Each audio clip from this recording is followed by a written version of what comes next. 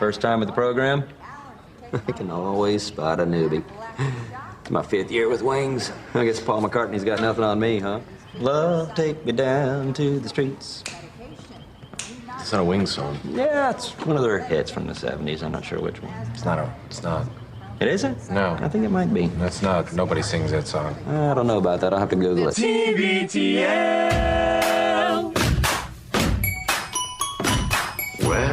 Well, here we are. I want to congratulate you for being on time. I got recognized on the street today. Guy had already met me and then forgotten he met me, and then recognized me from TV, and then remembered me again. Do not put that on the imaginary radio show. Hey, you sound like you might be a little bit jealous, babe. You know, and I know a little something about being jealous because people have been jealous of me my entire life. I feel so full of...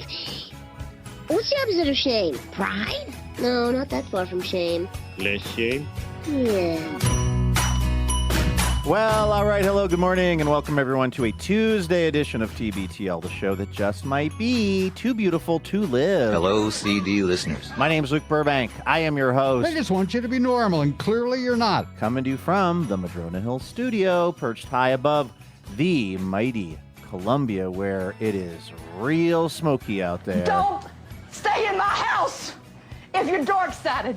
But the windows closed and things all kind of bundled up, even though it's warm, because the smoke intrusion is no joke right now, as we've arrived at episode 4,785 in a collector series. Let the fun begin. Another edition of TBTL TV. Television is no friend of mine. That's right. We are filming this, and we are putting it on the internet for certain people to watch and enjoy. This is a thing we're doing this year, and I'll be honest with you, it's a lot of stress. A lot of stress for Andrew and I, because we're not used to being observed in the world. We're also not used to being heard, but additionally, we're not used to being visually observed. But here we are. Again, it's episode 4,785 in a collector series. Speaking of television, guess what tonight is? There's no whining in football. But every August, football comes to wine country. Hard Knocks Seahawks, 9 p.m. West Coast tonight on Home Box Office, and I am very excited. I'm also excited for a podcast. Everyone's got a podcast. That I keep seeing clips of, except there's one problem. They haven't actually made it into a podcast, and I would like them to. We'll get into that, and we will say hello to this guy, longest-running Cobra of the show, maybe best known for his depictions of the tall ship. He's got Riz, like he just does. He's Andrew Walsh, and he's joining me right now. Good morning, my friend. Good morning, Luke. Happy Election Day. Are we going to do our usual tradition of you walking me through the ballot and which down here in Court? Cowlitz County? I know you've got questions, and I've got answers. Well, a lot of them, most of them are statewide. Well, a lot of them are statewide, state Supreme Court. Oh, I think every single justice seat is open this time. Who you got? Oh, all of the usuals. Mm-hmm. You know, that guy and that other lady. Yeah, the ones who went to law school. You know what? I honestly think we over-index going to law school for being a Supreme Court justice. Well, do you know that's a thing about the bar? Do you know that a bunch of people who graduated law school here in Washington State were not able to take the bar exam because of a technical difficulty at the I always exam say it. center? Sometimes you take the bar, sometimes the bar doesn't take you. That's right. Did you know this story? So now there's a question about whether or not they should be able to practice without actually taking the bar until the next time. Because it's like, 6 months or something, I think, or maybe more until they can take it again. I had questions about this story, which was, everybody was, listen, I haven't gone to law school. I haven't studied for the bar. It sounds like it's a very intense process, and I don't want to diminish that. But people were acting like this was this huge miscarriage of justice, so to speak. And it seemed like it was an internet problem. And couldn't they just have them take the bar the next week? Why does it have to be on a 6-month cycle? That I don't know. I do know. I mean, I do really feel for the people. I've never taken the bar, but I feel like I've known people who have. And, I can just imagine, all of your work and momentum going up to this moment, not just the actual studying for the bar, which is obviously huge, but then all the arrangements you have to make because, isn't it dog sitters? Wasn't it in Yakima or something? Isn't that where the test was held in Yakima or something? Even though there aren't any law schools there. So anyway, there's all these complications just in life of getting a weekend away to do it, but then all of the insane work you have to put in to take the bar, and then suddenly to have just the football hey, to tie it into your Hard Knocks story, to have the football just yanked away from you at the last minute, I mean, I literally There's can't no imagine whining that. in football. But every August, football comes to wine country. I totally agree. And again, I have not studied for the bar, so I can't fully I will never be able to fully understand what this must have felt like to those people, but it seemed like there was a fairly easy solution, which was go to a place that has good internet and do the bar the following weekend and make an exception, since this was, these were crazy circumstances, they couldn't take it, and so we just take it the next week. Has anybody proposed that? Not that I saw. The proposal is that maybe weird, they can practice law. It was unclear to me whether or not they were saying like they just don't need to take the bar at all potentially, or just until the next, because there's some precedent for that too. I think it may be in COVID times or something along the lines of that. But I actually do have a ballot related question for you that is more specific than just who you got, because it's related to me in my life. I know that, and this would not appear on your ballot, but the representative state rep for District 46, it's either the incumbent, this guy, Jerry Pollitt, we're not voting for him, but then there's Ron Davis and Will Drahar, if I'm saying his name right, and they're both kind of similar. I think I would usually lean towards Ron Davis. He's actually a guy I've followed on Blue Sky for a long time, but Will Drahar is the guy whose sign was pulled out from the roundabout outside And you've our actually house. talked to him, right? Well, I emailed that campaign to try to narc on my neighbor for ripping signs out. This is a habit that my neighbor has, but I sort of thought, well, isn't it a federal offense? Am I just making this up? Am I like just a teenager saying it's a federal offense to mess with my mailbox, bro? But like, you can't just go messing around with campaign signs. If this old crank wants to pull out like slow the flock down signs, I don't have a lot of recourse. But once he started messing with campaign signs, I was like, I got him right where I want him. So I wrote to Drahar's campaign. You refuse to move forward. This is what I don't understand. You're leaving, I feel, so much, petty cash on the table with this neighbor guy. For people that don't know, You think I should have called the actual cops? well, kind of. Called 911? He's being, no, that's a joke. He's being such an a-hole, and he's destroying stuff that is, again, I made the argument, and for people that have just tuned in for our election coverage and aren't familiar with the show, it's called TBTL. I'm Luke Burbank. That's Andrew Walsh.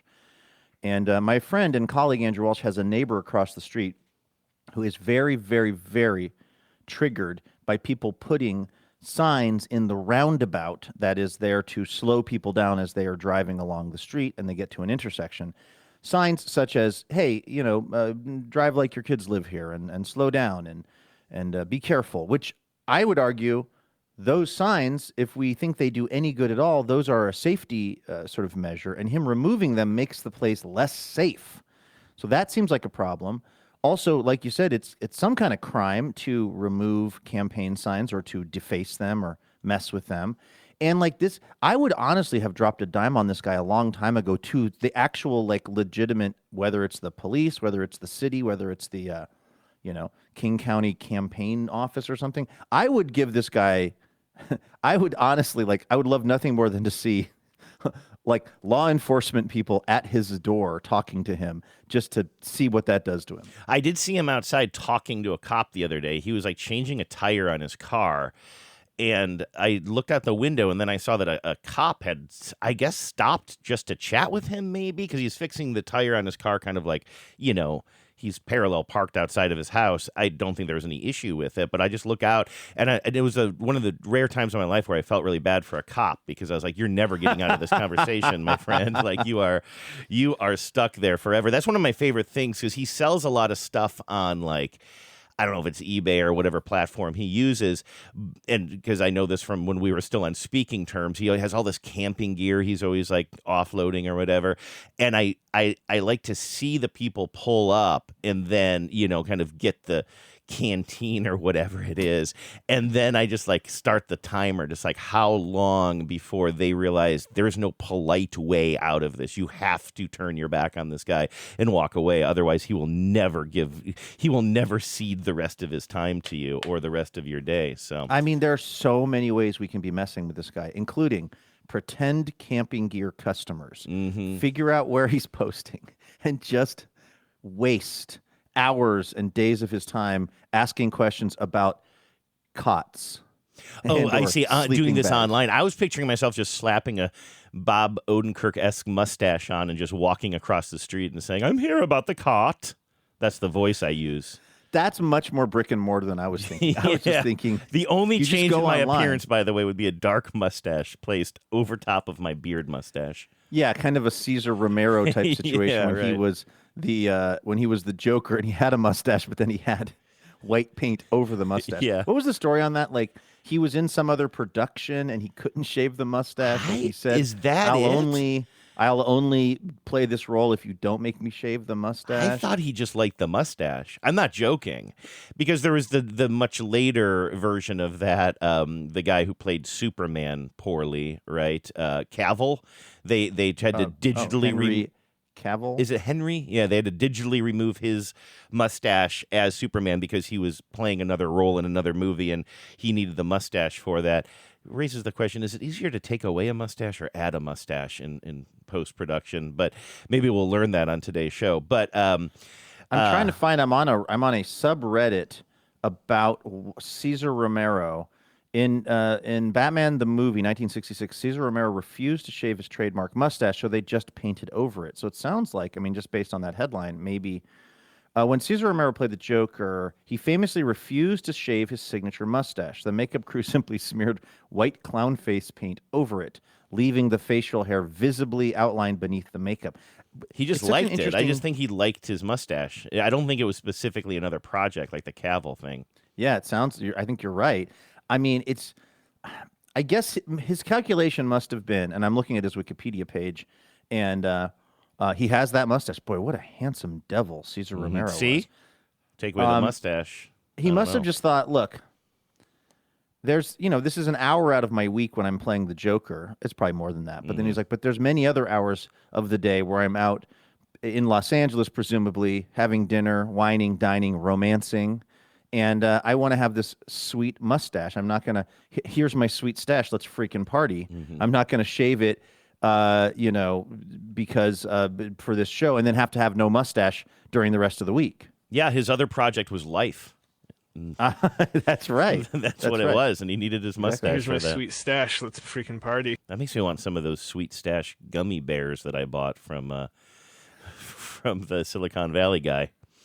Yeah, have you gone through all of those? Oh yeah, I bought those that was like a year ago now, I think. I'm taking my my gummy game to the next level now, which is I saw some. Remember when we were in Ohio and I kept buying those weird like Lifesaver gummies and such? At our you favorite did gas buy a bag station? of those. You gave me a couple. Two days in a row, actually. Oh, I didn't know you bought 2 bags of those. Yeah, because I kept trying to get the white one. the white one, which I think is pineapple, but I didn't want to go rummaging through your gummies. You know what I mean? Like you're a gummy rummager. Well, just your hand. Like I feel like if it's Skittles, you can rummage around a little bit more, but like gummies, like you don't want to touch them all. I was totally unfazed by you gummy rummaging, and I, in fact, I believe found the white one and gave it to you because you put it on I'm my a tongue mensch. like a priest. I'm an absolute mensch. But I've been on this whole like nerd gummy cluster fruit Lifesaver gummy thing. I don't know what's going on. Maybe it's periomenopause or something, periomenopause. But like, I swear to God, my palate is changing for the kinds of things that I want to eat. Like, I really like gummy sweet treats now. And I also bought, when we were in that gas station one of those mornings, I bought some Welch's. Oh, yeah? Like Welch's, like the juice people, they also make gummies. What are they shaped like? I think kind of, I mean, I have them in the house. I could bring them out here, but like nothing interesting. It's like a little, I mean, I think it's probably vaguely supposed to be like a berry of some kind. Like imagine a little round thing with kind of some bubbly things on top. Okay, yeah. It's not like an apple or like a banana or anything. Or a little I was picturing little bottles of juice or something because it's Welch's. No, that would be cool. Wouldn't that be fun? I did like that when I was a kid. There was, what was that?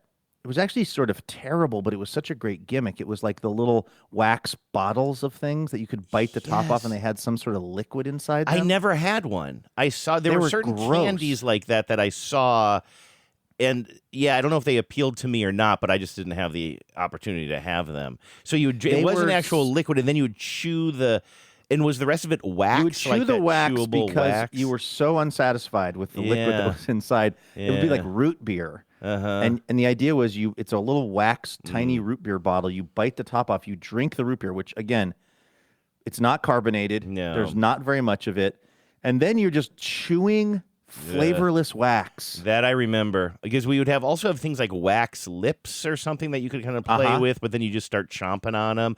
Or if you were just a total degenerate like me, we weren't allowed to chew gum in school, right? This is all just flooding back to me now. But did you have braces? You did not have braces, right? That was a thing. I had fake braces. You had fake braces. I had real braces. I made braces out of a paper clip and would wear them around, hoping people would think it was real braces. Well, then you probably needed the brace wax even more than I did. But those of us with like legit braces would get like little packets of wax that you could put on the outside of the braces if they were like sort of aggravating your lip.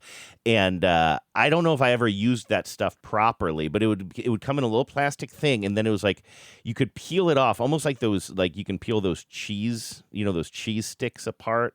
I've never eaten them, but you could peel off a piece of wax. You never had a cheese stick? No, I don't eat cheese that's not melted. Okay, right. I mean, I know. I sometimes I forget what the exact rules are. Yeah. Anyway, I would just rip one of those off and just chew it in class and think that, like, hey, I'm beating the system here. I'm not. I'm chewing flavorless wax. I'm chewing flavorless wax, but it's not gum. What are you gonna do, Miss Velardo? Did that actually work? Did that reduce the friction on your on your teeth from the braces? Don't know if I ever used it properly. I used it recreationally. It was recreational wax. Were your braces super uncomfortable? By the way, I found some of these root beer bottles. Oh, yeah. That they used to make. These ones look way better than the ones we had as kids. Yeah. These are like from some kind of new candy company that's like trading in nostalgia. By the way, for people that are, people that are curious also who heard the show, I'm trying to remember. We're doing some pre-recordings, but I don't know if people have seen the chicken tendies. Oh, yeah, there you that go. You were talking about. That was yesterday's show, right? Yeah, I think so. I was talking about the expensive chicken on Aurora Avenue. I'm just going through things that are in our media file. So here, it did. This is Okay. TBTL TV. I had a technical question about that. I wasn't sure if something that I loaded for yesterday's show would appear in today's show studio. So I'm glad to know that we still have quick access to that janky photo of KFC chicken fingers. I love, and again, I'm just doing this now for TBTL TV. I love that you put the receipt next to it. It was mostly for scale, because I don't even think you can see. You can see my full credit card number on that, so that's good. And you can see Let me zoom in. Enhance, you can see my mom's maiden name, so that's important. But I don't even think you can actually see the prices. Why did they have you on write the name of your first pet? I don't know, but I just was hungry for chicken, and I did what they said. Do you find? Hey, can I ask you a quick, serious question about that? I was. Oh, you know what it was? I was trying to fill out that new payroll system that we were talking about, I think, on yesterday's show. Space Jam? Yes, the website not unlike Space Jam. The worst website of all time. Space Jam. But anyway, it was asking for security questions, and it's like this long list of security questions that you can choose from. You got to choose two, but again, it's a really long list. Do you find yourself looking for questions that you haven't given the answer to on TBTL? Because we talk so much about our lives for so long. Like, I was like, do people know my first pet's name? Probably not. And the thing is, I'm not really legitimately worried about getting hacked. I just don't think it's going to happen. But I feel like I should give some thought to it. Like, let's see here. If it says the road that your first road that you lived on as a kid or something, it's like, well, I just did a whole show from my hometown. So that's probably out there. Like, literally every question is something that has come up in one of the thousands upon thousands of episodes we've done. I'd never even thought about that. This is the beginning of a social engineering attack. No, I always pick the same questions because I don't trust myself to remember my life in any great detail. So I just use the same two questions when it's one of those kinds of things.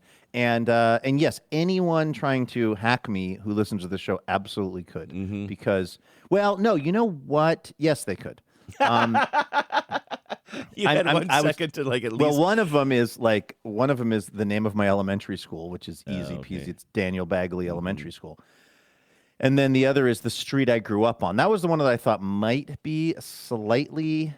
That one would be a little bit. I haven't been intentionally trying to keep that from people, but it's just not very interesting. Yeah, I don't think I would know it, but also my retention on these things is a little bit rough. And there are people out there who are tracking this stuff so much more closely than you and I are. There's somebody who knows that. But yeah, it never even occurred to me that those questions, you and I have essentially laid out our lives in such detail on this program over so many hours that there's almost probably none of those questions we could answer that the listeners wouldn't know the answer to. The weird one that I thought was very specific was, what was the name of the kid whose tooth you broke when you threw a NES controller at him? Yes, and Peter Williams. Oh, I actually would have gotten that wrong. I'm a terrible hacker. I thought it was James DeMuth. James DeMuth was the guy who I traded a Ken Griffey Jr. autographed rookie card. I sold it to him so I had money to take Addie's mom to the Puyallup Fair. Oh, sweet. Back in the day. And then later... It worked. I traded... I mean, it was a slow burn. 7 years later, it really, really did the trick. But then later on, I traded James DeMuth some kind of... I forget actually what it was, but what I got from him was this boombox that had a television built into it. Tony had one of those. A TV... much smaller than this cellular phone that I'm holding up right now, right? But I've told the story a million times, but like I wasn't allowed to have a TV in my room. My parents did not understand there was a TV in this boombox. And so I would just be sitting down in my room. They thought probably listening to Christian music or something, and I would be watching In Living Color. I would be watching Civil Wars. I would be watching NYPD Blue. One of the network shows with the most Sipowicz butt you were ever going to see. Yeah, absolutely. To just finish my fruit snack conversation, I got these Welch's Zero Sugar. I figured if I'm going to be just like housing these gummies as my new thing, I should try, I drink the diet sodas and the zero sugar sodas, which I know are probably lousy for me, but whatever. Are they? Well, I don't know. What is the downside? I really don't know. Well, people love. There's nothing more smug than a person who has decided that they're just going to drink full sugar soda, and that you drinking the Diet Coke or the Coke Zero, it has aspartame in it, or people love, and it's happened to me many times. People love saying, that's worse for you. Okay, you save the calories, but the chemicals they put in that's worse for you. All right. Well, just People so the love listeners saying know, we're not taking emails on that topic. Just so you know. Andrew is. No, if you want to get an email to me, John, about Diet yes, Soda, I've changed, send it to Andrew. I've changed my name to John at tvtail.net. But I got these zero sugar Welch's gummy things at the gas station, and I was like, oh, this is great because, like, I still, like, if I'm putting down an entire bag of, like, nerd gummy clusters, I do feel a little remorseful afterwards. I'm like, wow, that was as many calories as a Big Mac. That was 360 calories or something. So like, this is the perfect crime. These are zero sugar Welch's fruit gummies, and they taste like absolute crap. Oh, do they? And I wonder if there's a chance of getting used to it, though, because remember I did the same thing with popsicles sort of accidentally. Yeah. I bought popsicle flavors that I thought, I'm like, ooh, why would I get the normal flavors if I can get like lime and, I don't know, banana or whatever? And then I brought them home and I realized, oh, I got the special flavors, but they only come in sugar-free. And I was like, ew, these popsicles are sugar-free. That's right. I was 49 years old, and I said, ew, these popsicles are sugar-free.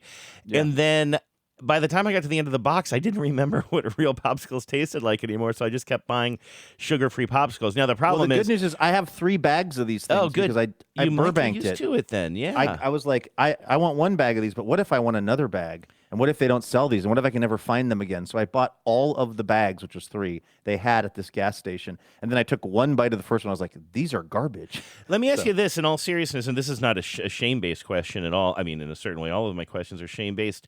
But, like, what is your... When you say you finish a bag, you don't feel great. Like, do you finish a bag in 15 minutes or throughout the course of a day you're taking one here and there?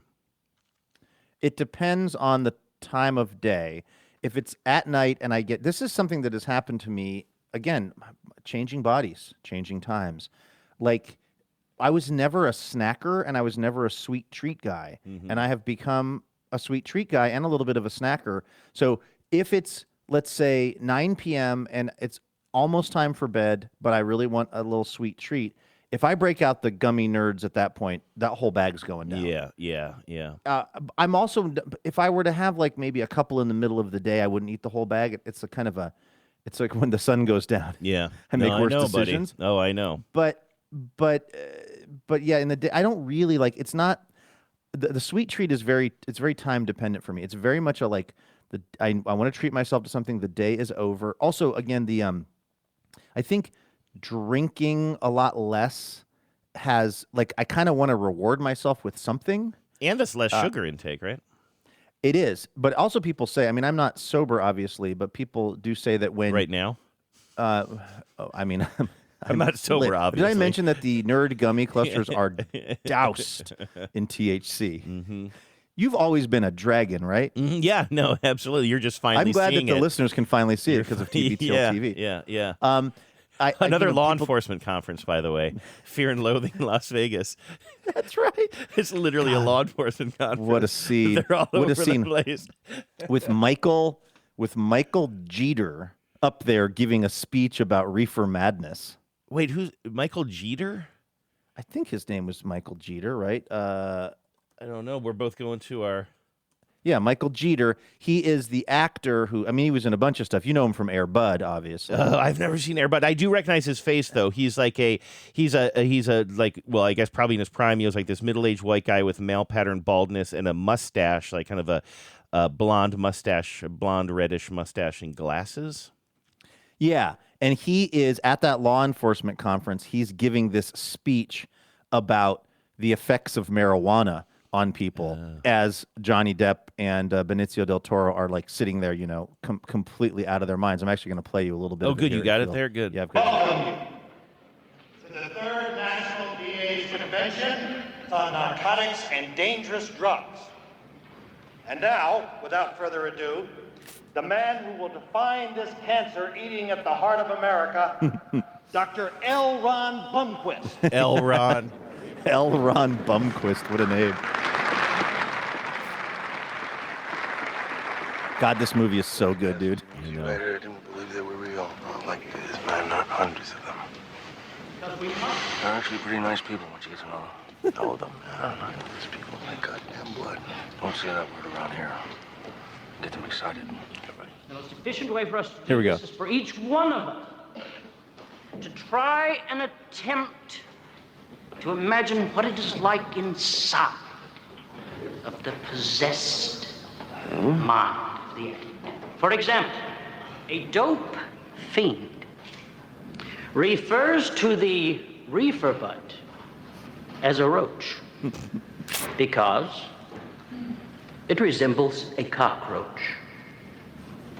What the fuck these people are talking about? You know, crazy ass to think that you look like a goddamn cockroach. I forgot how much of this scene is actually just Benicio del Toro not liking it. Well, I was actually, because I did not remember the details of that scene, and I was thinking, like, is that why they call it a roach? I don't think that's why they call it a roach. No, I think almost everything del he's saying is Toro wrong. has my back. Yes, he's up there with his just crazy hair, and he's just like he's smoking a cigarette and just like making stuff up. But yes, a law enforcement conference. Yes. So did I cut you off a fifth time about the gummy situation, or did we get? No, that was the end of it. Yeah. I will. Well, I'm at interested night, if in I'm in knowing. the mood, I will eat an entire.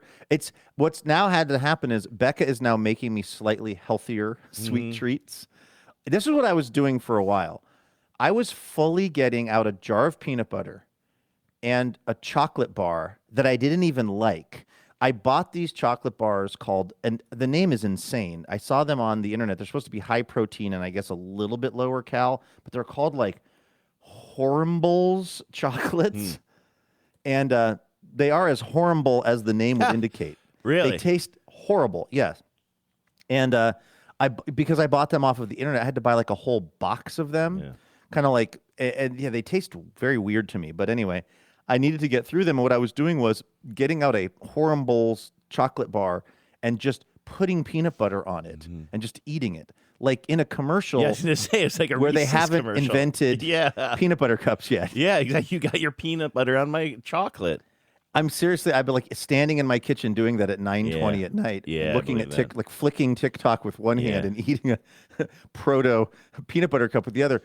And Becca makes these incredible, it's chocolate and some kind of peanut butter thing, but it's like, I don't know how she does it, but they're just like, the peanut butter is a little bit better for you than average, and the chocolate is somehow not as sweet, but it's still really yummy. Like it's like a lot better than eating a Reese's peanut butter cup for you. But she just made me a giant batch of them, so now I will also stand over the sink eating those and drinking milk. The other thing about my sweet treat fixation is it has me buying milk again, because if I'm eating something that's like chocolatey or peanut buttery or like a pastry of any kind, anything sweet like that, a cookie, I got to have some milk with it. What about, I was actually going to ask you that, because whenever I talk about eating like cookies or brownies or whatever we happen to have in the house, which is usually we don't have a lot of that stuff in the house because I don't trust myself late at night.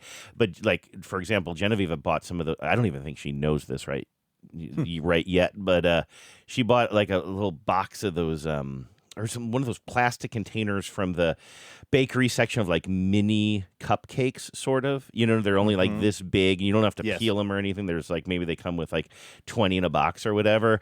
Let's tell Genevieve that they only come about 5 in a box, because I did some damage last night right as I was passing through Popping the kitchen. those things like Tic Tacs. Oh my God, like pills. I was like, look.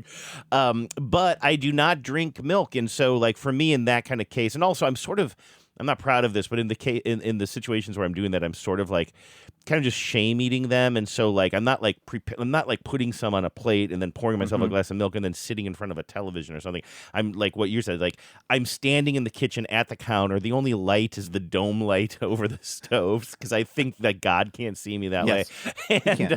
But anyway, and so I'm probably just drinking water. I always have some sort of a water bottle around with ice water in it, and that's fine for me. Now, when you really like to lock in on the milk when you're eating a cookie or something, but when you're sitting down tonight and you're going to turn on Hard Knocks and you're going to open up a bag of gummies, I'm talking about just sugar treats here, and you're going to start eating those, is that a milk situation or is that a water situation? Is it a sparkling water? Sparkling water. Sparkling water situation, and not soda, because it's too much flavor. So because the gummies are very flavorful, or the Nerds or whatever. And so I've got to chase that with something liquid, but it can't be like I've got a Dr. Pepper Zero, nothing like that. There's too many flavors going on. I want water, but I don't just want some flat water like you drink, some lame water. I want something bubbly. Poor man's water, as you call it. I don't know why you call it that. Sir, would you like water? Poor man's water or carbonated? But yeah, no, that'll be a bubble water situation as I'm polishing off a bag of Nerd gummy clusters and watching Hard Knocks. I already think I know the answer to this, which is, are you unlikely to follow the Seahawks Hard Knocks HBO experience? Are you going to watch it? I'm very likely to at least watch the first episode. Oh, nice. The verb follow threw me there, because if I know myself, I bet you, it's not a long season, right? Was it a 6-episode arc? 8 maybe, tops, right? It's pretty short season, I think. But I'm definitely interested. I don't know. I would like to... I might watch it tonight. It's weird that they're not dropping until 9 p.m. West Coast, like when you know that they're dropping at 9 p.m. East Coast as well. Like, why in this day and age is HBO still playing these games? But I don't know if I'll watch it tonight. That's practically my bedtime.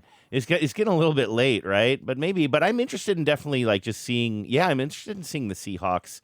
Definitely. Also, I'm kind of like, I'm not a super hardcore fan anymore, and so I watched as many football games last season as possible, but I wasn't like there for every single one, and because of that, like I don't really know the players the way I did back in the Super Bowl run of 2014s, or the mid 2010s. Marshawn Lynch or whatever. is still there. He is still there. Good. They don't put him in a lot, but they let him roam the sidelines. I feel like they should put him in more, chucking Skittles at people. Yeah, but anyway, no. So actually, it'll be kind of, with the exception of like Barner and a couple of the guys who like really stand out. I don't really know a lot of the personalities or the people, so I'm actually just sort of interested in it, almost as a little bit of a primer, to like sort of put a little personality to these names I hear about all the time.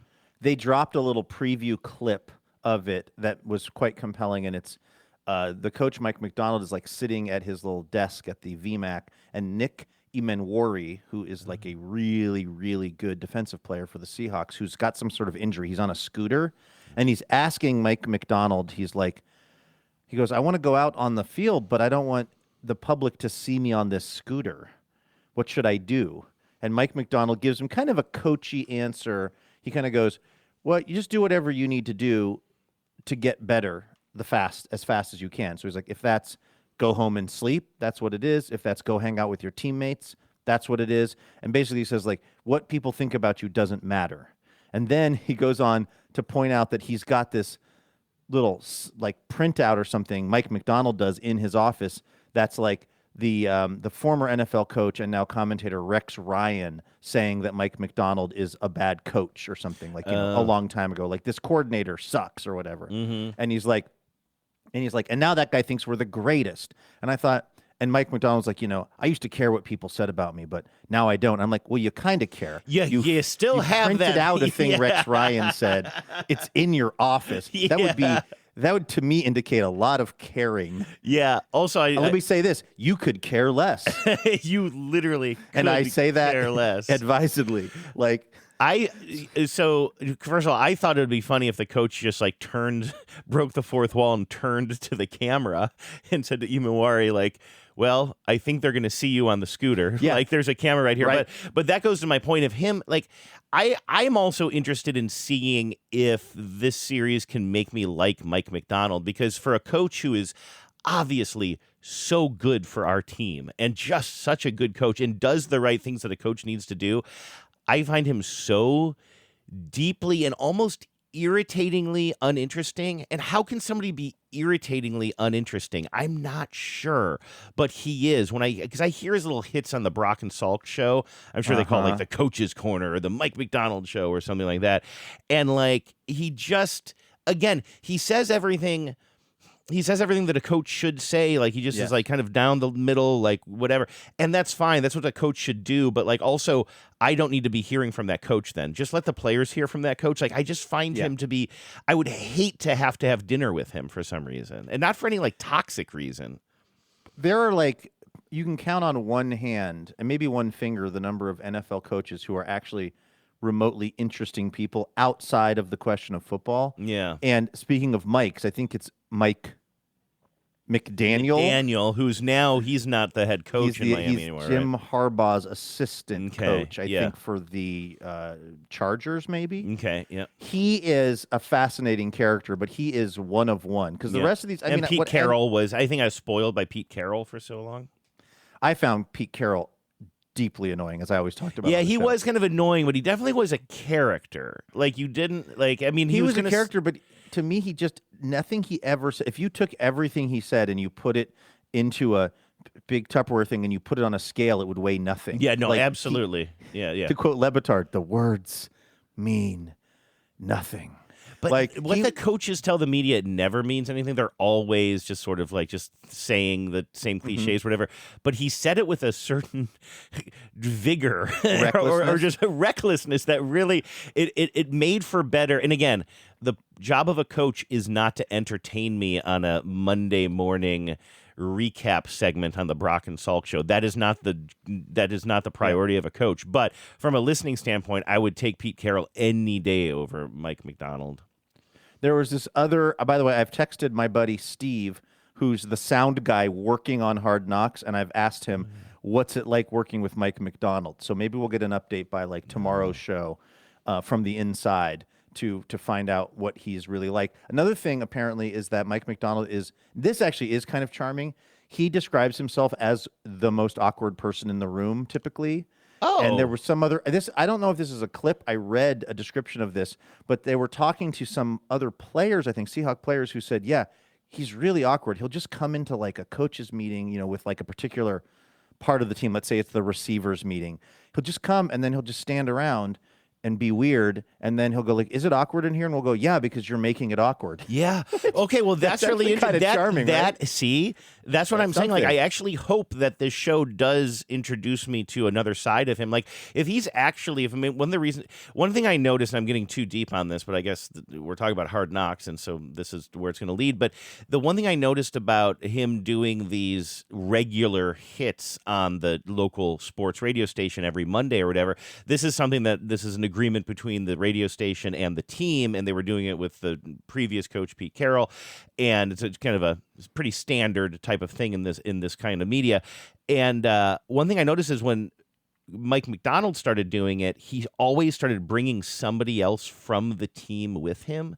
So like I brought the strength trainer with me today, or it feels like it's always the strength trainer, but it's always, but you know what I mean? Like somebody who's just like, if I'm not interested in hearing what the head coach has to say, I'm certainly not interested in hearing what this person has to say, like the day after a win or a loss. But I think that maybe does play into it. Like knowing that there's just a little bit of insecurity there, and it's not just like pure, just like muscle head kind of broiness, I do find that interesting, and maybe that'll be my journey with Hard Knocks. Yeah, he seems like a pretty mild-mannered dude, as opposed to like a Sean McVay. I actually found Sean McVay quite humanizing when they did a Hard Knocks Rams because he was, I think, feeling insecure about his bald spot, which he had never noticed until he started seeing it on Hard Knocks. And I believe he talked about it. And I was like, all right, don't make me like Sean McVay. Those are our sworn rivals. Right, but I was like, okay, I can kind of identify with that sort of insecurity. Here's what I want you to do. I don't assume that you'll be drinking on a Tuesday night during Hard Knocks when you should be in bed, but I will be drinking 5 root beer root beer bottles. Every time he says, let's rock or let's rock and roll, this is Mike McDonald, then you got to eat one of your gummies, okay? Okay. Oh, you know what? That's great. I'll probably finish the whole bag. That's right. You will. Do you feel, is that a thing that you know him to say, or does it just sound like the kind of thing he would say? He says it. I think that's like his thing. The way like Russell Wilson would be like, "Go Hawks" or whatever. Like I just feel like he's always saying, "Let's rock and roll." And like I think that I have a bias against that, and it's just like it just irritates me. Well, you've long said there's a right way to rock and a wrong way to roll. I have said that in song. I'm glad that you're at least up for watching part of it because again, I think it'll be kind of it's getting me a little hyped, a little excited. Yeah, for me the season. too.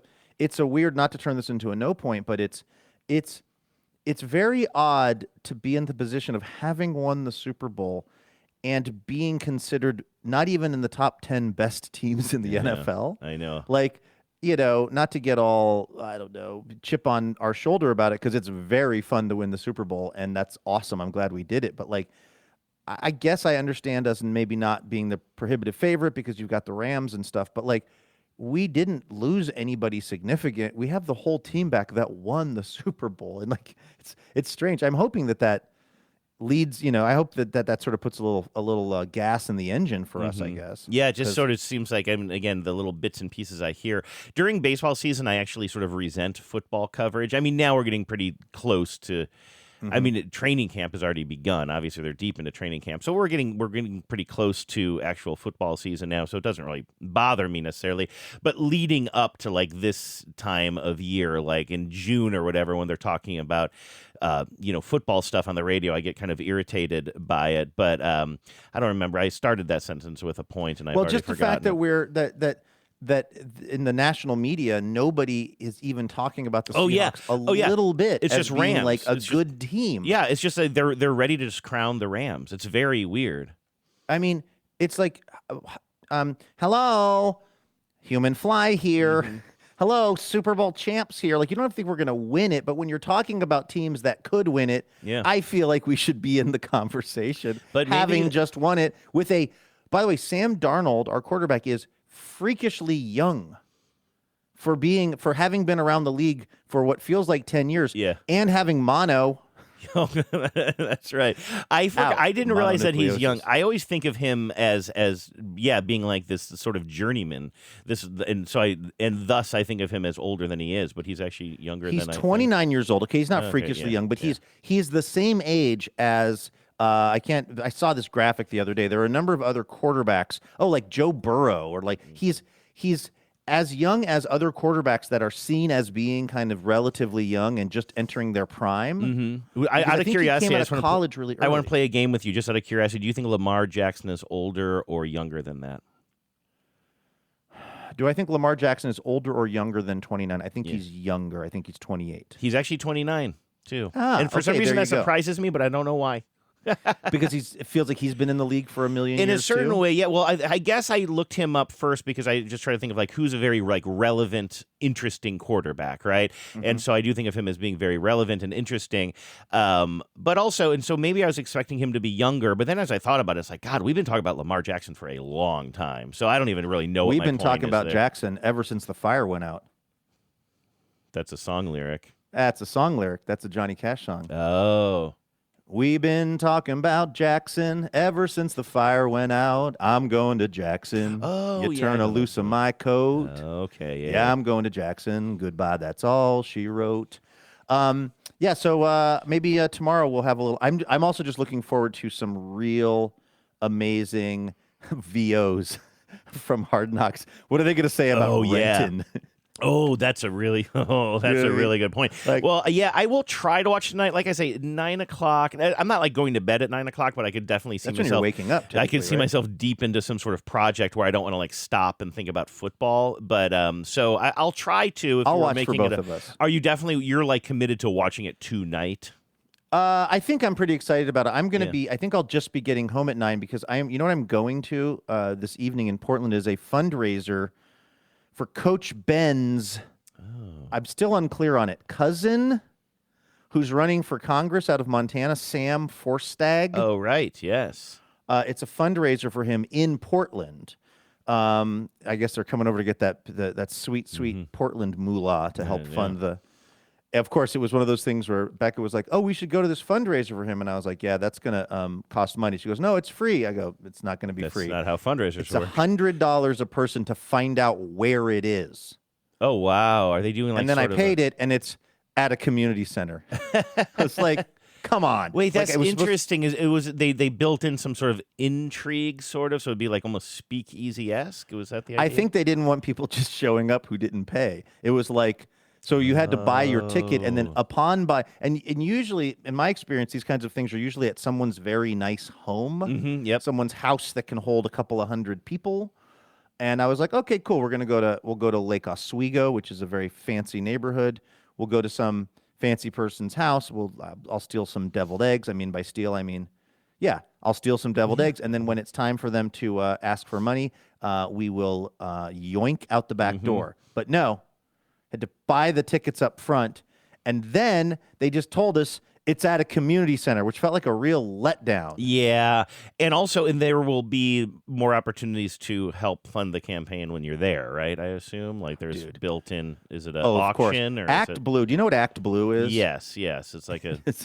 I mean, that is, listen, I mean, the Democrats are, unfortunately, at the national level, are very underfunded right now. And, obviously there's a way in which donating to the right people and causes can move the needle, so I'm not dissuading people from doing that. But man, Act Blue is such the sales pitch is so harsh. Like, Becca's mom, who's a Democrat, I don't want to say made the mistake, but she gets those texts, she gets those frantic texts from Act Blue that are like, "You are going to make the difference of preserving reproductive rights in Alabama." Again, sort of partially true, but like very scary for an 81-year-old progressive woman to get as a text on her phone. Having all that pressure suddenly put on her, and while she's she is the person responsible to preserve reproductive rights in Alabama. Right. So what does she do? She supports them, and what is her reward for that? 100 more texts from Act Blue. Yeah. And then so that's who's running this, and so after I buy these tickets, which again I'm happy to support Sam Forstag, and I would like him to win in Montana, and I'm happy to, help Coach Ben's general family structure. But after I buy the tickets, it's then, do you want to tip Act Blue? Literally, it was like an iPad screen where they're like, do you want to tip us? Right. And I was like, tip you for what? And who? What? What service have you provided you charged me me? $200 to stand around in a conference room in LO. Tell me if this matches your experience. So like I mentioned, of course, and no joking, today is, primary day here. And I have gotten so many text messages, not fundraising text messages, just text messages from all kinds of campaigns regarding, specific to what's on my ballot. And I've never had that before. I've gotten like one or two in the past, but then suddenly this year the floodgates open. I probably get, 5 a day from somebody saying, hey, I'm running for this or I'm running for that. Did you see a significant uptick this year? No, I'm not getting any of that down here. I'm getting random things from the Democratic Party, like and like, again, appeals for money, but it doesn't seem to be like, it's not attached to a specific candidate that I can tell, or candidates in like my area who need my support. I wonder if my number got caught in a updraft or something. I can't figure out why there's such a huge change cycle over cycle for me. You'd think they'd really, you are, no offense, but you being a generally progressive voter in Seattle, you're a dime a dozen, my friend. But me out here in red America, you'd think that the Dems out here would be like, I don't know, power, like war dialing me, because there's like 5 of us. Well, this is a primary, though, so it's like kind of, it's a bunch of progressives, like specifically that Delhar campaign, or however you say it, that I'm talking about. Like, that is one that I literally am like, I will not know. Are you going to vote for him because of the sign? Well, that was my question. I literally, I think I might, because like I'm on the razor's edge with these 2 candidates. Like, one of them was Delhar, I believe, and again, I'm. Oh, first of all, it's Drahar, not Delhar. I'm going to write in Delhar. It just has a certain vibe to it. But I know that Drahar actually was a prosecutor, but somebody who also prosecuted the January 6th or January 5th, as you like to say, rioters. Also, I think was a Supreme Court clerk and stuff. Anyway, like How you spelled the last name? Dreher. Will Drahar. Will Drahar. If I'm saying that correctly, which again, I do not know. And then Ron Davis is just like your straight up Seattle pro-density urbanist. Like, they're both pretty pro-density, pro-urbanist. And I think that maybe Ron Davis would usually be where I would probably vote. But it's honestly, I'm sort of leaning towards Drahar because I had to replace his sign so many times because my a-hole neighbor ripped it up. And I was mostly doing it because I was mad at my neighbor and I wanted to annoy him, so I kept putting it back. It wasn't out of any kind of loyalty to the Drahar campaign, but now I do. I'm not even joking. I feel sort of a bond. I feel like I need to vote for him. That's retail politics for you. It really is. He's also he's endorsed by The Stranger. Although, did you see this? I saw this pop up on my TikTok that like there's there's the people that used to do the Stranger voting guide now are doing their own one because they think that the actual Stranger voting guide has been corrupted or something. Yeah, that's been going on for a while because they ousted the editor there, and there's a lot of mistrust around which is a real bummer for me because I always trusted the Stranger editorial board. I would always check out their cheat sheet. I wasn't totally in lockstep with them, but I was mostly in lockstep with them, and then I would sort of like read some other. I mean, really, the thing is, if the Seattle Times endorses somebody, just go the other way. Like, that's one. But unfortunately, in this race that I'm talking about, the Times endorsed the more like centrist Pollitt guy, so I'm definitely not going for him. But there's some other cheat sheets out there that I'm going to be. Yeah. Who are you voting for? Want to tell me about your ballot again? Yeah. I'm voting for the centrist right down the line. That's my party.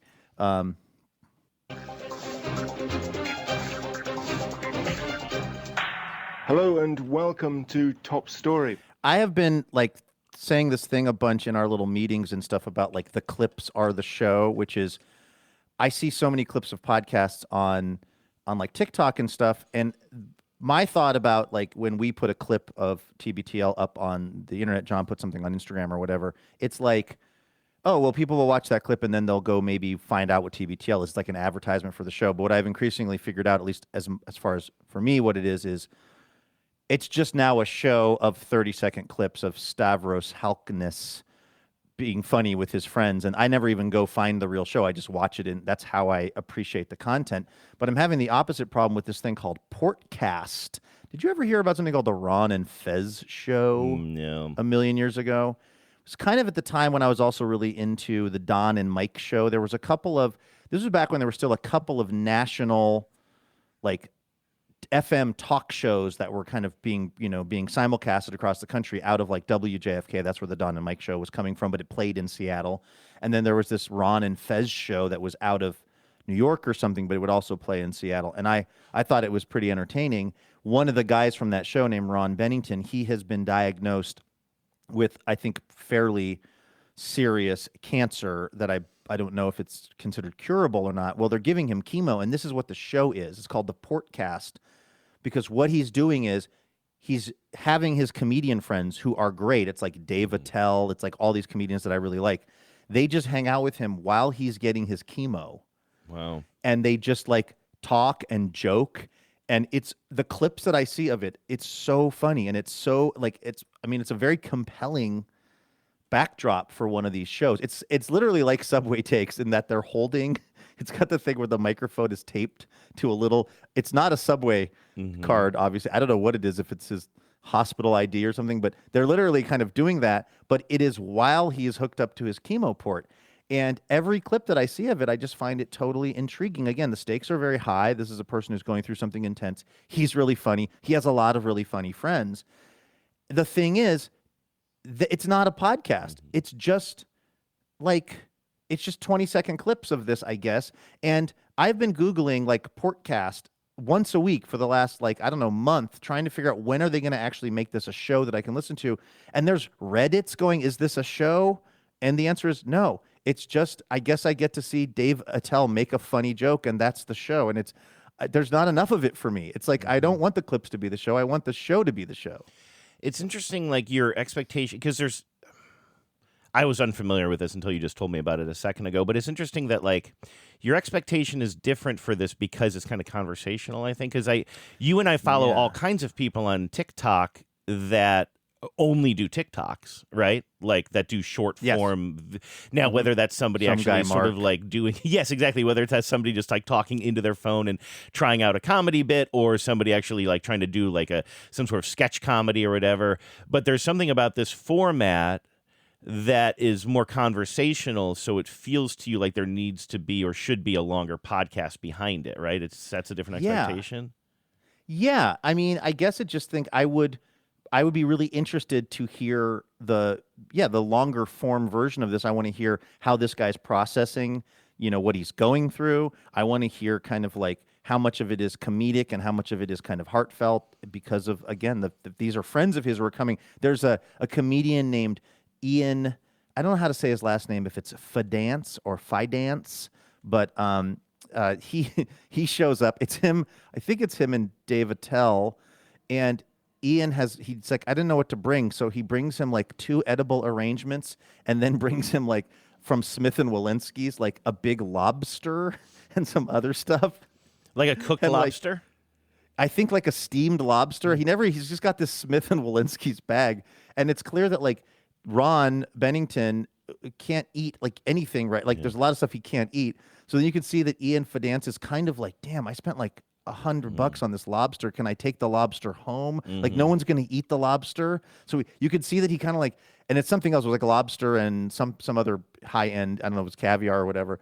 And you could see the wheels spinning of like, I kind of bought this for a bit, but now no one's going to eat it, but I don't want to waste the money on it. Can I take it home? Like I feel like there's a lot of interesting things being raised in the podcast that I'm not getting the full fleshed out kind of version of. Yeah, I don't know. This is all new to me. I'm on the same Reddit thread that you were on. It said that somebody says that somebody's working on the full episode. Oh, really? I don't know, but that's some rando on Reddit. Like, who knows? I'm new to this world, so I don't know. Maybe there will be more in the future, but yeah, I hope so. I hope so. It's rare. I mean, I got to tell you, I was thinking of you the other day because I feel like for all the podcasts there are, and there are so many, so many, I feel like the other day I hit the wall. I was like, what it was I didn't feel like I had any of my podcasts to listen to. I'd burned through all of them because it's like Chris's show, Ezra Klein, Pod Save America, the political, the opinions, whatever in the New York Times, and like a couple of others. And I felt others. I felt like I'd listened to all of them. And what I thought was like, you know what I haven't listened to in like a year plus? This American Life. Oh yeah. I was like all excited because I was like, that's going to be like they do a new episode or rerun, a new episode or rerun. I was like, oh, this is great. I'm going to have so many of This American Life so I can listen to. And I scrolled through an entire year of them, and none of it sounded interesting. Oh, really? Just by description, based on the description. Just kind of like, See, I think about that all the time because I don't. All the podcasts that I do, this with you and ATM with Genevieve and what have you, like I always write, or I guess Genevieve writes the descriptions for after these messages, but sometimes we'll be like, oh, this show was more popular than another show, and you just cannot figure out why was one show more popular than another, and I think there's no way it's based on the description, right? Like people are just hitting play on these things, but I mean, I guess there is something to be said for making your description more intriguing. I mean, I always try to. I'm not phoning it in, but... Well, this is the problem, and I hate myself for saying this, but I said it off air to Becca, so I'm responsible to you and the listeners to say it on air here and on TBTL TV, which is the show has become very political. Oh, and not just political, but like very much, covering, these are real and important issues, but like, I don't even like saying this out loud because I don't know if I like the person that this makes me, but it's like, stay in your lane, This American Life. No, it's like, there were just, their stories were so joyful and so kind of like, there were just so many stories that were unexpected and kind of quirky and odd. And I think of things like the Fiasco show about the production of Peter Pan that goes wildly off the rails that Jack Hitt did, or the couple of cops who show up to try to get a squirrel out of someone's house, and the squirrel runs into the fireplace, catches on fire, and then catches the couch on fire. Like, there was a certain, in a way, lightness to the show, and it was sort of meaningless, but in its meaninglessness, it kind of meant a lot, about the human experience. And I think that they had, at some point, decided that, look, our mission, we have this huge megaphone, and I don't fault them for this, but we have this huge megaphone, and if we just keep talking about lousy productions of Peter Pan, we're not really doing all that we can. And so it's, it's like stories are mostly about ICE or about what's going on in Gaza, and like these are important topics. But it's just like when I'm about to go on a jog and I kind of want to hear about a squirrel catching on fire, I'm just scrolling. I'm like looking for an episode that's going to scratch that itch for me with This American Life. And they don't have any. That's not what they do anymore. No, I think that's totally fair because clearly your setup for this makes it very clear that you're not like only looking for escapism. You're not like avoiding anything of substance or that it plugs you into the real world. But then when you are in the mood for something that is escapism, and like I think of the ultimate This American Life, like the summer camp episode. And I mean, we're so old. This is like that episode must be more than 20 years old now, right? But I still think of that as like peak This American Life, where they're just like, okay, this whole episode we're all just, I'm gonna go to, I can't remember who is it Julie who takes the microphone and goes to the girls' camp for a week, and Ira goes to the boys' camp for a week, and then they intersperse it with like people's stories of summer camp when they were kids or whatever, like the usual authors and essayists or whatever, and it was just this montage of, like you said, a lot of joyfulness, and then every now and then, I mean, certainly would hit you in the feels on some stuff, but then also would maybe do an episode that is more based on something that's going on maybe in the headlines or the news, but then move on. It was just always a good pastiche or like a potpourri is maybe the word I'm looking for of things. That's why I loved about it. It truly was like maybe like a literary magazine where, you open up a Harper's, you're going to get some laughs, you're going to have to, think about some serious things or whatever. And I'm with you. Like, I understand what you said too about the producers saying, hey, listen, we're living in an incredibly important time, and we have this incredibly, I guess effective megaphone, to use your words, way of reaching people. Like right now, we're not in a place where we just want to go back and do burning squirrel stories or whatever. Which, by the way, do you know my conspiracy theory on that? We talked about it. We talked about this years ago. I don't even know if I was a regular on the squirrel story. So you mentioned that episode Fiasco, and that squirrel story was included on a This American Life Greatest Hits CD that was I think like a thank you gift for, stations to give away for donating, like, again, 20 years ago. And the name, I don't know if you can look this up on the fly, but I actually probably can reach almost to my CD case and grab it off of there. But the CD was called Something Fiascos and Something, and it included the squirrel story and the cops trying to catch this squirrel in a house and catching everything on fire. And it is described, this is a conspiracy that goes back to the 90s for me, or early 2000s. Lies, Sissies, and Fiascos? I believe that is the CD, and if you read the back of it, I don't know if you have access to that, it refers to the squirrel story as a fable. And I've always thought that might have been like, and if they're calling it a fable themselves because they were playing around with the genre, I thought that because that story is presented in like kind of a first person, almost interview sort of style format by one of the cops involved, right? Mm-hmm. Are you seeing I'm this? looking. So I'm looking at. Well, what's interesting is I'm looking at Lies, Sissies, and Fiascos, the best of This American Life, and I don't see the squirrel story on here. The Fiasco reference is the Jack Hitt Peter Pan story. Okay. You've got David Sedaris. You've got Old Dishwasher Pete. You got Sandra Singh Lowe. Oh, hell yeah. God, what a blast from the past. Yeah. We love her. You got some Scott Carrier. You've got your David Rakoff. But at least I'm just looking at the Wikipedia listing for this. I'm not seeing that one, but that would be Well, that then would really break that- my heart if that was a fable. If somebody invented that story and made it up, that would really rock my world. Well, listen to this. I need to backtrack and a beep beep beep. I need to issue an apology because I swear that came from that CD. But I'm looking at the actual web site for this episode, which aired. I see it aired in 2020. I guess as a probably a rerun or something. But it says in this description a true story. It says Squirrel Cop. The first day on the job inevitably means mistakes, mishaps, and sometimes fiascos. A true story. A true story told by a former rookie cop, and it's 13 minutes long. So maybe I'm just totally wrong about that. You really scared me there, sir. Is there any chance, only because I'm kind of curious as to what I saw that said fable, is there anything that you can hold court on for about 45 seconds while I just walk to the other side of my desk? And more importantly, can I get up from this chair without people seeing me wearing shorts? It's TBTL TV, my friends. Right. This is why you pay extra. This is why you donate to the show, so you can see Andrew's plumber's crack while he gets up that he was fixing. I don't know if he can hear me right now because he doesn't have his headphones on, so I could just say anything at all that I wanted to. You know what I could do? Since Andrew is away, I could, let's put this up and see if I can get to this before he comes back. I'm trying to find, here we go. Let's see here. I'm going to put up Andrew's new favorite candidate for the city council. See if he notices when he comes back. Will Dreyer, Democrat, state rep, 46th, position numero uno. Did you find it?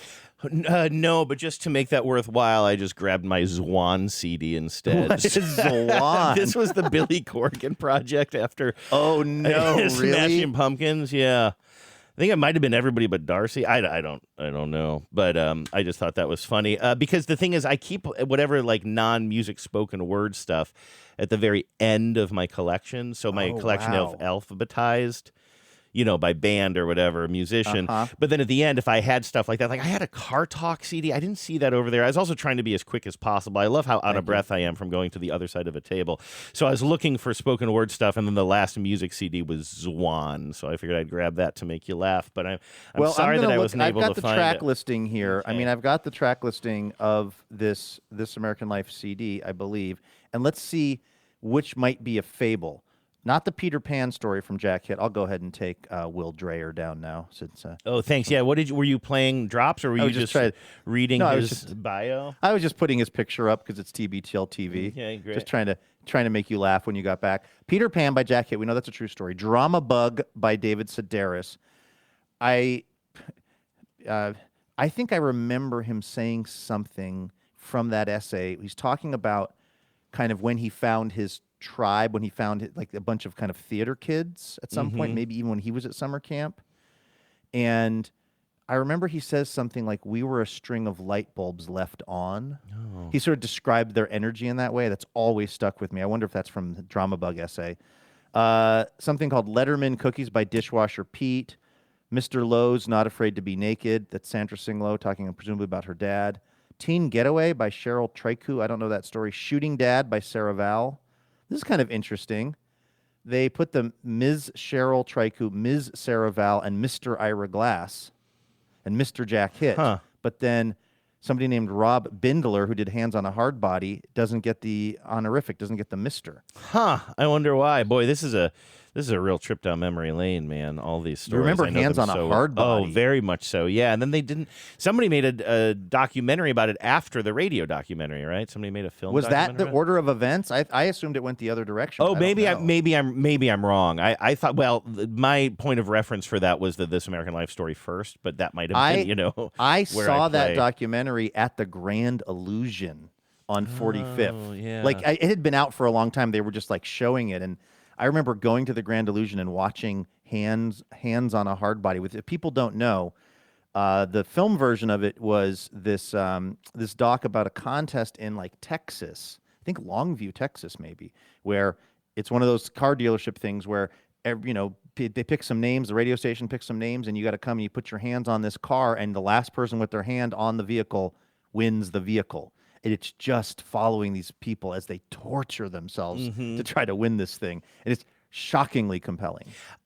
I need to let this go, like, because I'm looking at the listeners saw how blind I am. I had to take off my glasses and lean towards my other computer because I swear I saw that description on a CD that was like some sort of a compendium of This American Life stories. But I'm looking at the art on the CD online here, and it doesn't have the kind of descriptions I was thinking of. So I don't know where I just remember reading somewhere some story on TAL that I thought was a real story, and then I saw it described in their own material somewhere as a fable, or like something like a real life fable or something. It was sort of confusing like that. So I always harbored this conspiracy theory that it was like something that sounded true, but was actually them just putting on kind of their version of a radio drama.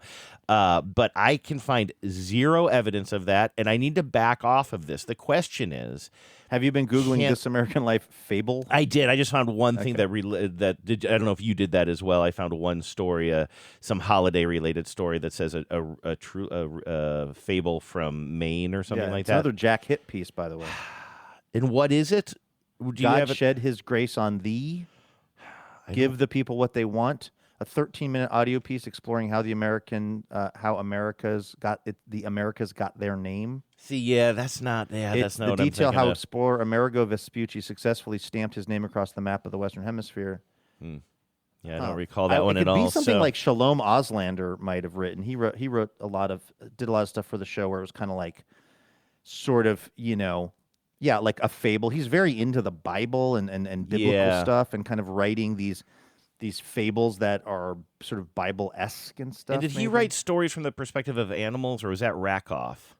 I think that was Rakoff. Okay, yeah. Anyway, so I need to, but for real, and this is a real thing, I don't trust that the next time this comes up in 2 or 3 years that I'm going to remember this conversation where I needed to back off of that, and I'm just going to start another conversation about, like, you're going to go. Do you know that Squirrel Cop is bullshit?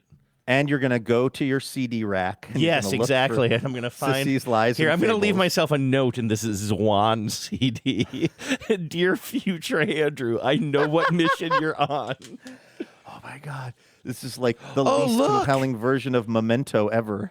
I still have the original Zwan stickers. Stickers. I have the original stickers that came with a Zwan CD. Who knew that this was in there? Nice. I did not know that Billy Corrigan was releasing side project music under a band that was not Smashing Pumpkins. And he had Jimmy Chamberlain on drums, so that's like, what is that, 2/3 of Smashing Pumpkins? I don't know. Was it all just to get rid of Darcy? I don't, I didn't really follow that thing quickly, but or closely rather, but, yeah, well, you know what I learned a few years ago when, like, there was some like kind of expose about whatever went on between those two is I read it. I still didn't fully understand it. And all I learned was like, these are two complicated people who have a lot of toxic energy between each other. And I don't need to understand it. It just left me feeling like empty and sad, which is I think that's one of the songs off of Infinite Sadness, actually. Melancholy. Yes. I was today years old. No, it was not that long ago that I learned that it's not melancholy, the traditional spelling. Oh, it never occurred to me. It's not melancholy, it's not like the emotional state. It's like melon and then collie, 2 words. Why? To what end? To what end?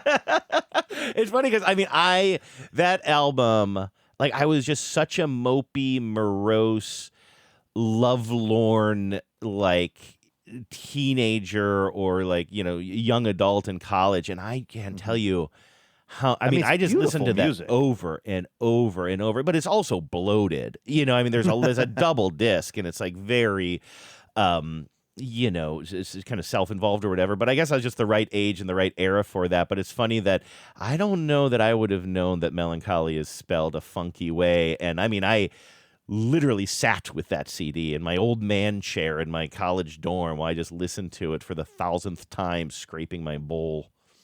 That was like me and Zwan. Yeah, you are a big Zwan head. You know me. From A to Zwan. Show title? Yeah, maybe. Here I go once again with the email. Every week, I hope that it's from a female. Oh, man, it's not from a female. All righty. Do you have any emails or V-mails that are striking your fancy today? You know what? Yes, I need to share something with you that I didn't have fully prepared, but this is good. I think I found it here. I wanted to tell you that I have been getting a lot of support for a story I told on the show recently about how I saw a work van, driving very erratically in a residential neighborhood, or kind of quasi-residential neighborhood, I'll say. And the number of the cleaning company was on the outside of the van, so I called and left them a voicemail saying, hey, listen, somebody in one of your vans is driving really recklessly around this neighborhood. And then I played for you the voicemail that I received back from them saying, hey, thanks for letting us know. We were definitely going to address this. And they said, we're going to have a talk with this person or more. And you and I were like, or more. Like, what have I done to this guy's life? And so I really... As I was placing the phone call, I was like, I can't tell anybody about this. Like, this kind of narc behavior is like straight up embarrassing. But I will say that I have heard from so many people who are like, I'm so glad you made that phone call. Like, that sounds like very dangerous behavior. I would have done the same thing. You should have done the same thing. And I really appreciate that because it was not an act. I felt pretty weird, to say the least, about placing that narky phone call. But I'm with the listeners too. I 100% appreciate support the that decision. Yeah. So anyway, David in New Rochelle wrote in to say, I'm totally with you. You did the right thing there. And if I can offer a brief related story, when my daughter was about 2 months old, I was pushing her stroller through a crosswalk. There was a driver to my right who stopped at a red light and a taxi behind him.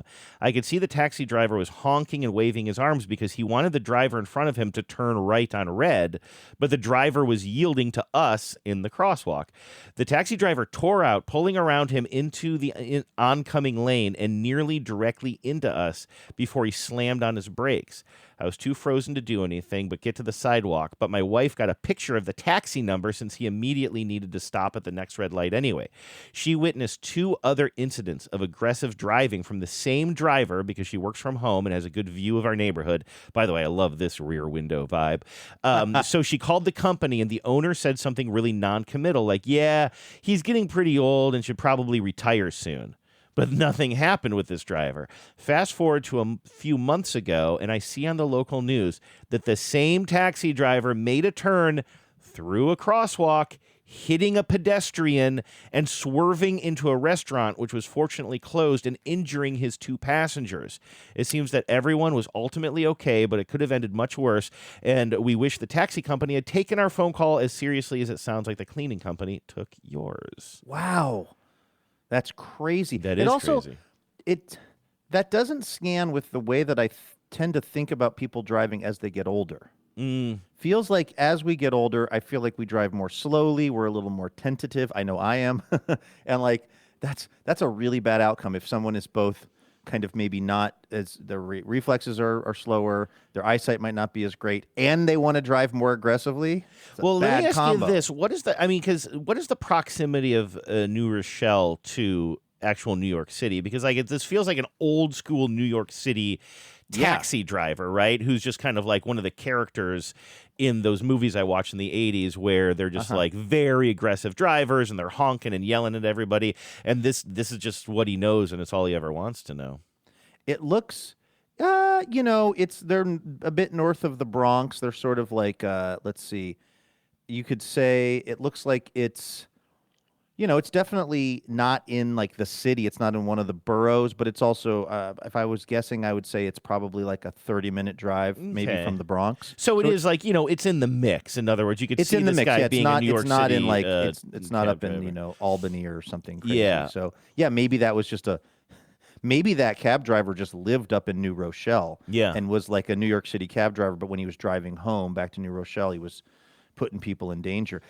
We've also, I feel like we've had listeners, didn't we have another listener check in from New York where they got into it with somebody who was driving and endangering their kid, and then they became friends. And then they became best friends. Yes, not best friends, but yeah, I can't remember all the detail. It was definitely in a David Rakoff book. We should start describing what we're saying as a fable, because then if we get stuff wrong, it's fine. It's like, well, we didn't say this was real life. We said this whole thing is a fable. Can we just put something at the beginning of every show that's just sort of maybe a disclaimer? Yes. It adds intrigue to it. Absolutely. All right. I think we've probably done enough podcasting. Unlike Portcast, this is a real show where we go on and on about things, and I think we've gone on enough. Was it yesterday that we went just over 2 hours yesterday, right? We did. Yes, we did. I don't know if people liked it or not, but it was noted. I believe our own Instagram feed noted that we went over 2 hours. Sklarov, who listens to the show as one of his professional responsibilities, probably has mixed feelings when he sees it's 2 hours. What Zwan song do we go out with, do you suppose? Or should we just stick with this? I mean, dealer's choice. I just think that's really funny. Zwan song. Zwan song, yeah. He was in his Zwan. That was his Zwan song. I guess so. Yeah. All right. That's going to do it for today's episode, but we will be back tomorrow with more Imaginary Radio. So please swing on by for that. In the meantime, have a great Tuesday. Everybody take care of yourselves. Go Mariners. And please remember, no mountain too tall. And good luck to all.